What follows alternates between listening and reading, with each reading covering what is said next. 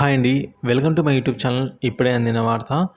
పెన్షనర్లకి ముఖ్య వార్త అండి. డీఆర్‌పై ప్రకటన. ఆ వివరాలన్నీ కూడా ఈ వీడియోలో తెలుసుకుందాం. వీడియో అయితే ఎక్కడ గాని స్కిప్ చేయకుండా ఎండ్ వరకు అయితే చూసేయండి.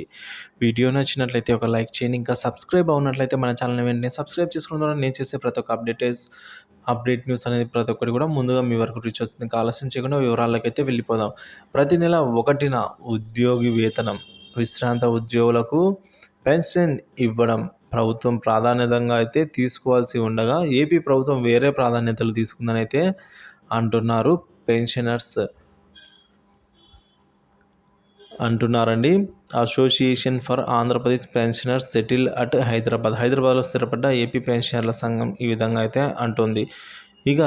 ఇకపోతే 2014 నుంచి 2019 మధ్య కాలంలో రాష్ట్ర విభజన జరిగి ఆర్థిక లోటు ఉన్నా కూడా చంద్రబాబు 43% ఫిట్మెంట్తో 10వ పీఆర్సీని ఇచ్చారని, పదవీ విరమణ పొందే ఉద్యోగులకు మొత్తం బెనిఫిట్స్ డబ్బులను గౌరవ వేతనంగా అందజేశారని అయితే association for Andhra Pradesh pensioners settled at హైదరాబాద్లో స్థిరపడ్డ ఏపీ పెన్షనర్ల సంఘం అభిప్రాయపడింది.